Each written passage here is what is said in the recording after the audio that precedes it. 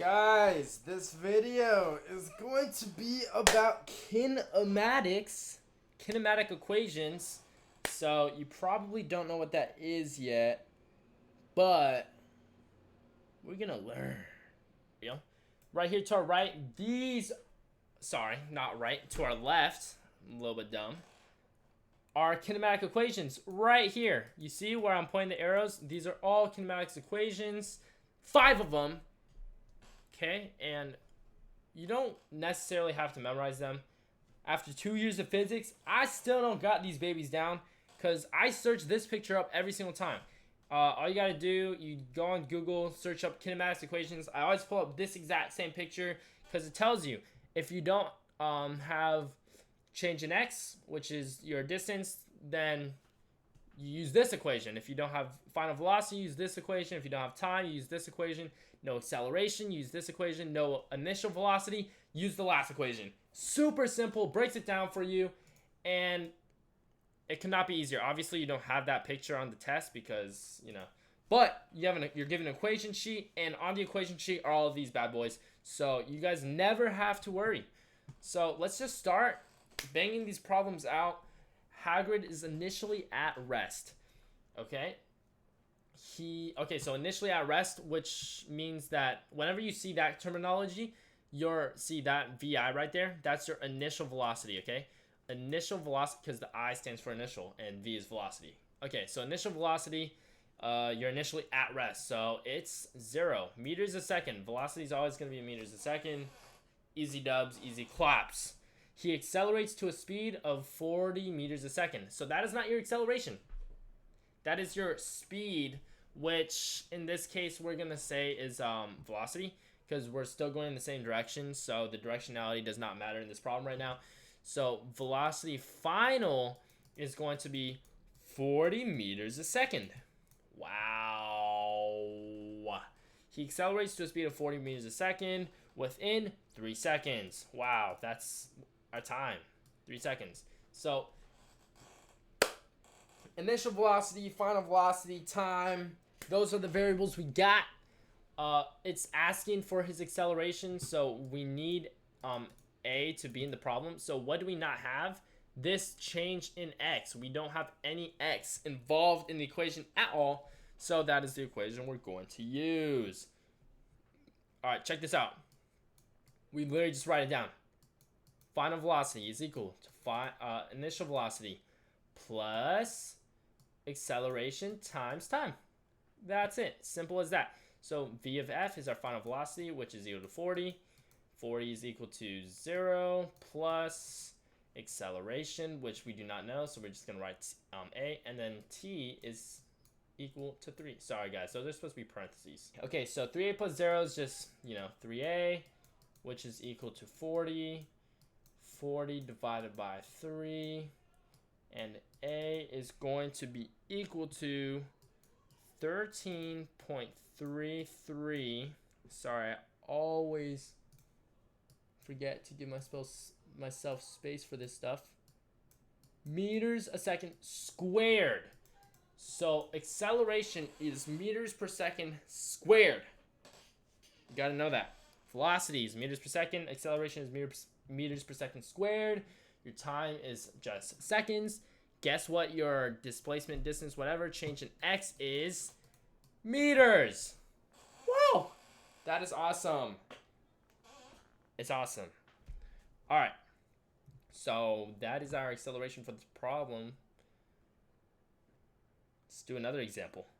All right, so in this example, Ninja jumps upward with an initial velocity of 20 meters a second. So there it goes. It literally gives it to us. The initial velocity is 20 meters a second. It says it in plain English. Once he reaches his maximum height, but it doesn't say our maximum height, his velocity is 0. So our final velocity is 0. And the reason why we know that is in kinematics, we're always given, 2 velocities. And this was the initial one, so that one's the final one. 0 meters a second is our final velocity. If the acceleration on Ninja is negative 9.8,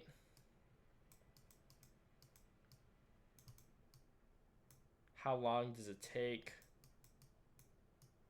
Ninja to reach its maximum height? Again, it doesn't tell us our maximum height, but it wants to know the time duration that it took. So in this equation that we're gonna be using, it's gonna be the first one again. I know it says maximum height 2 times, so some of you guys might have thought that there is x in this problem, but it never gave us an actual value for x, and we're not trying to find x. So therefore we don't have x in the equation.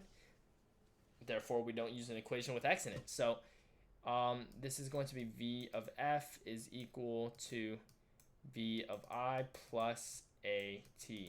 Now v of f, we just plug it in. 0 is equal to 20 plus negative 9.8 times t, right? Okay, so this is 20 minus 9.8t, so 20 minus 9.8t, which means, and that's equal to 0, so we can just add this 9.8t on both sides, which means it's 9.8t is equal to 20. We want to isolate t to find time, so we just divide 9.8 on both sides. There we go. And our time should equal to 2.041 seconds. Now, if you guys are following along while I do these problems, if you don't get the exact same number, it could just be rounding discrepancies, or maybe you're using different numbers. For example, this negative 9.8 right here is just because he's going up and down, and he's just jumping. So the acceleration that's actually the acceleration that gravity pulls you towards Earth. So this is Earth's gravity right here, negative 9.8. Some schools, and I'm pretty sure the College Board on your AP test, will use negative 10. So for example, if you were to use 10 instead of 9.8, then you would have gotten a different number, but that doesn't necessarily mean you're wrong.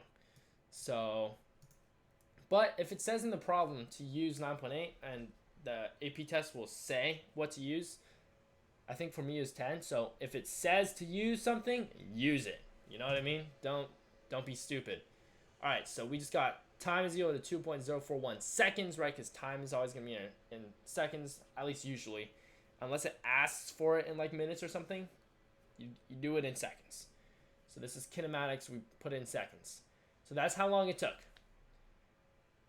All right, let's go to our next example.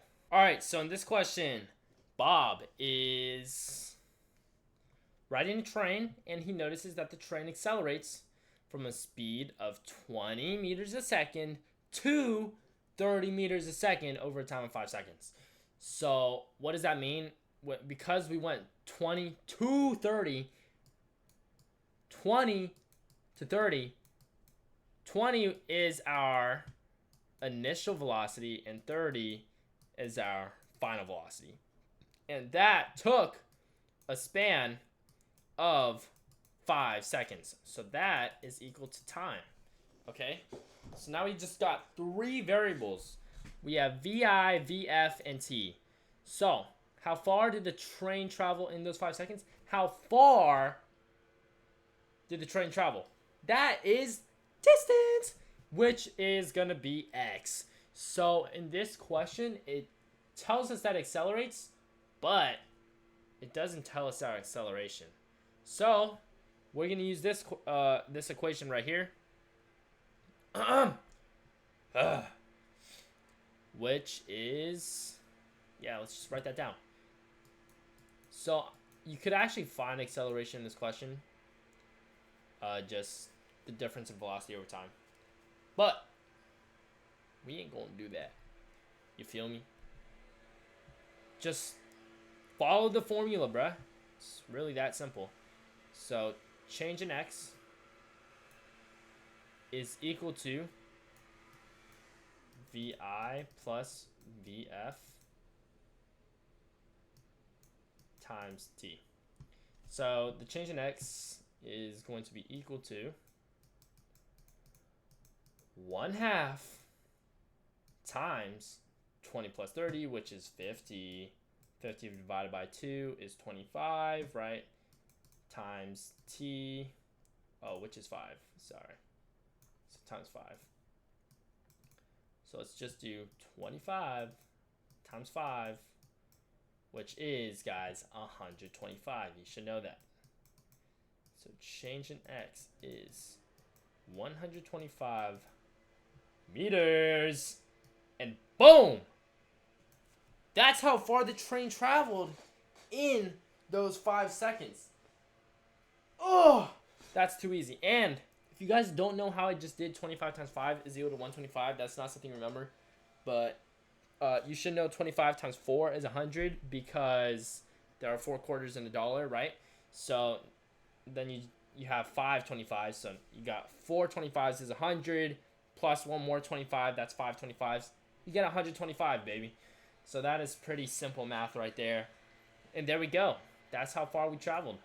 We also could have used this equation. So change in x is equal to the average velocity times time. So this is actually just the same thing rewritten, right? So VI plus VF divided by 2 is the average velocity. So it's literally just the same thing. 20 plus 30. So look, this average velocity is 20 plus 30. And there's 2 of these, right? This is the first velocity, and this is the second velocity. So that's why we divide by 2, because that's just how you take averages, which is 50 divided by 2, which is 25, and then times the time, right? So 25 times 5, again, is 125. So you could have done it that way as well. It's not a different way. It's the same thing. The 1/2 VI plus VF times T is literally just broken down for dummies like me. So we can all get A's in physics, okay? All right. Yeah. We'll do one more problem, and that's going to be it for kinematics. Now, for our last example, a rocket initially at rest, right? So that's super easy. Initial velocity is equal to 0 meters a second, or is literally just 0 anything. Can reach the speed of sound. Don't. Think about that. That's useless information. All this is, a rocket initially at rest can reach 343 meters a second. 343 meters a second is the speed of sound. So that's your information that you want to know. So actually, a lot of times in these physics problems, there's going to be a lot of unnecessary information. And just going through school, a lot of your questions are like that. On any test, they like to give you information that's going to boggle your mind. And then you start overthinking and you think you don't know what you're doing. But in reality, it's an easy, very simple question. Look, we've been doing this. Initially at rest, 0 meters a second. Final velocity, 343 meters a second. Within 2.9 seconds. So that's our time. Boom.